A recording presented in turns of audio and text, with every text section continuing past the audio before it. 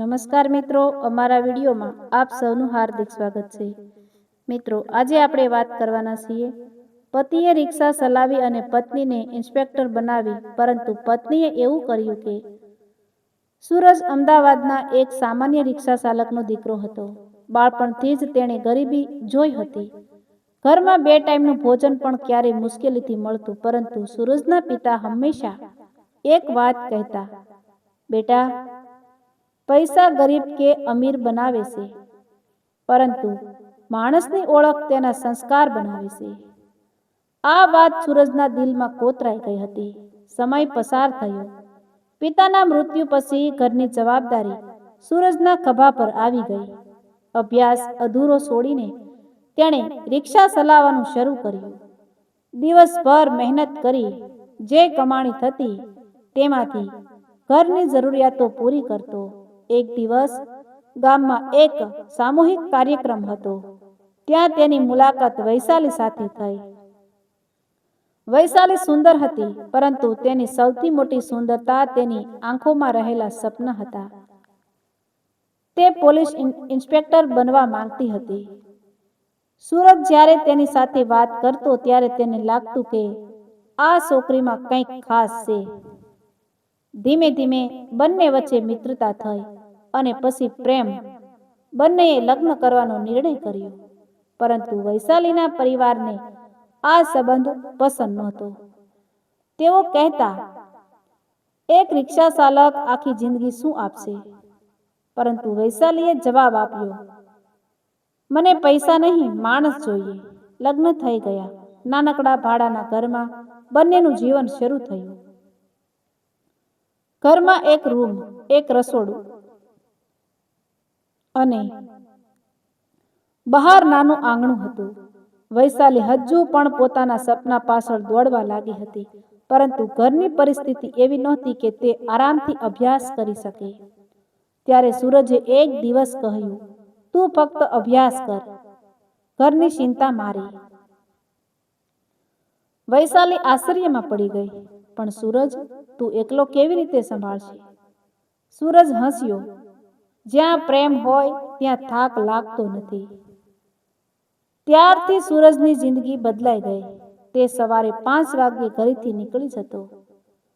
આખો દિવસ રિક્ષા ચલાવતો અને રાત્રે મોડે ઘરે આવતો.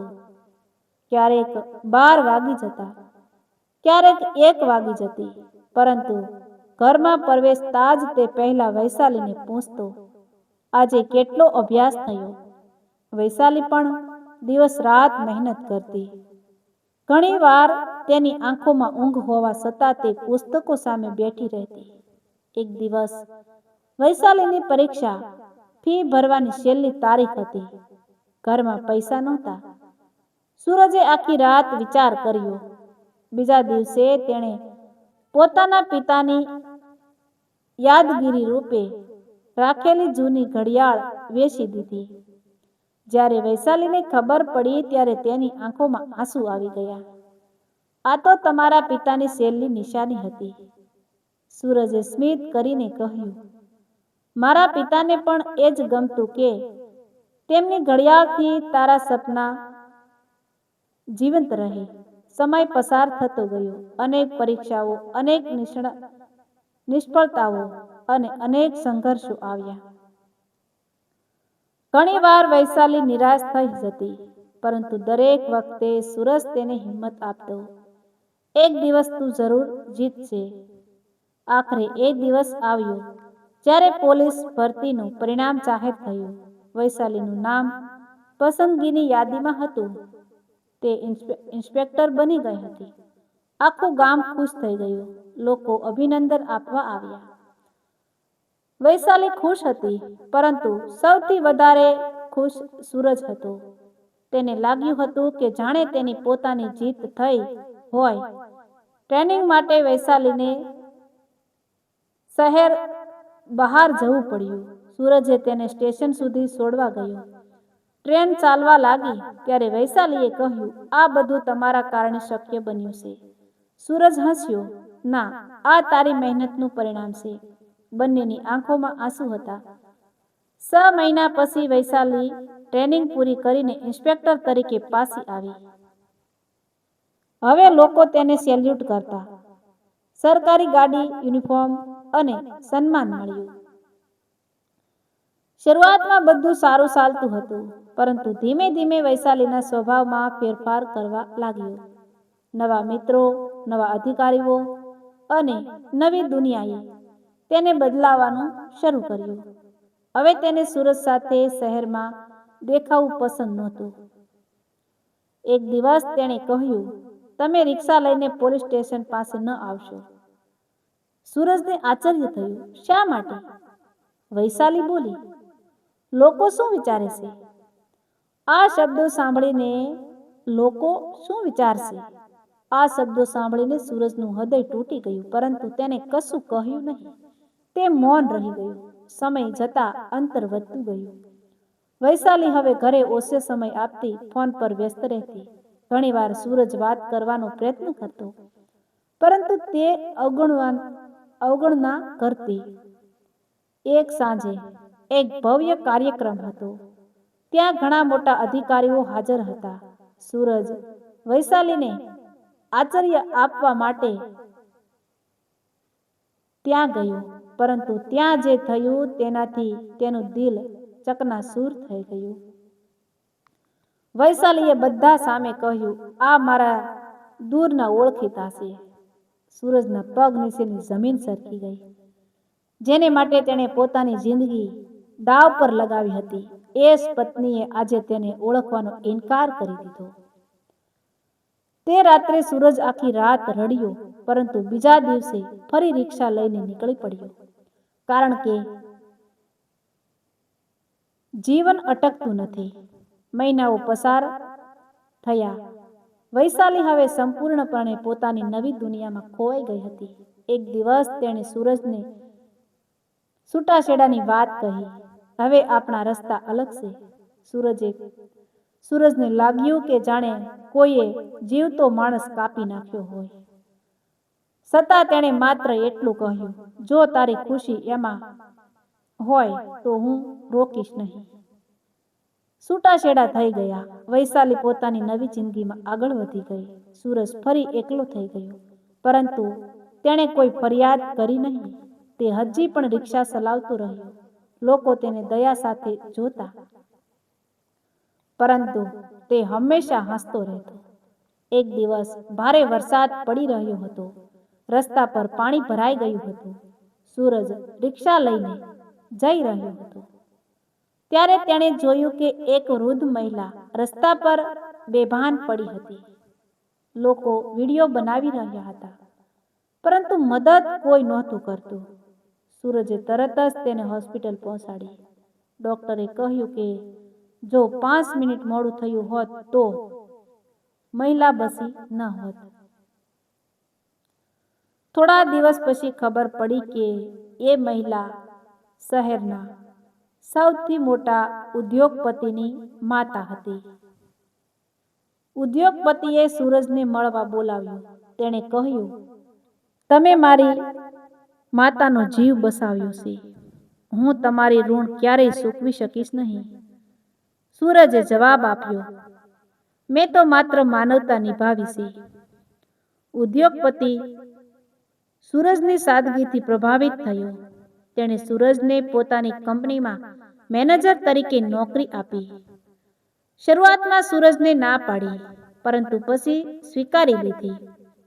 તેની મહેનત અને ઈમાનદારીના કારણે થોડા વર્ષોમાં તે કંપનીનો સૌથી વિશ્વાસુ અધિકારી બની ગયો. ધીમે ધીમે તેની જિંદગી બદલાવા લાગી. બીજી તરફ વૈશાલીનું જીવન પણ બદલાઈ રહ્યું હતું, પરંતુ સારા અર્થમાં નહીં. અહંકાર અને ખોટા નિર્ણયો તેને મુશ્કેલીઓમાં લઈ ગયા. કેટલાક ભ્રષ્ટ અધિકારીઓની સાથે નામ જોડાતા તેની પ્રતિષ્ઠા ખરાબ થવા લાગી. તપાસ શરૂ થઈ. લોકો જે પહેલા તેની પ્રશંસા કરતા હતા એ હવે ટીકા કરવા લાગ્યા. એક દિવસ એક મોટા કેસમાં વૈશાલી પર ખોટો આરોપ લાગ્યો. તે નિર્દોષ હતી, પરંતુ કોઈ તેવી વાત સાંભળવા તૈયાર નહોતું. જે મિત્રો તેના આસપાસ ફરતા હતા તેઓ એક પછી એક દૂર થઈ ગયા. તે એકલી પડી ગઈ. તે રાત્રે જ્યારે તે પોતાના ખાલી ઘરમાં બેઠી હતી ત્યારે તેને સૂરજ યાદ આવ્યો. એ જ સૂરજ જે દરેક મુશ્કેલીમાં તેની સાથે ઊભો રહ્યો હતો. વૈશાલીનું મન પસ્તાવાથી ઉભરાઈ ગયું. તેને સમજાયું કે તેણે પોતાના જીવનની સૌથી મોટી ભૂલ કરી હતી. બીજા દિવસે તેણે સૂરજને શોધવાનું શરૂ કર્યું. ઘણા પ્રયત્નો પછી તે તેની કંપની સુધી પહોંચી. ત્યાં પહોંચીને તેણે જોયું કે લોકો સૂરજને ખૂબ સન્માન આપે છે. દરેક કર્મચારી તેની પ્રશંસા કરતો હતો. વૈશાલીની આંખોમાં આંસુ આવી ગયા.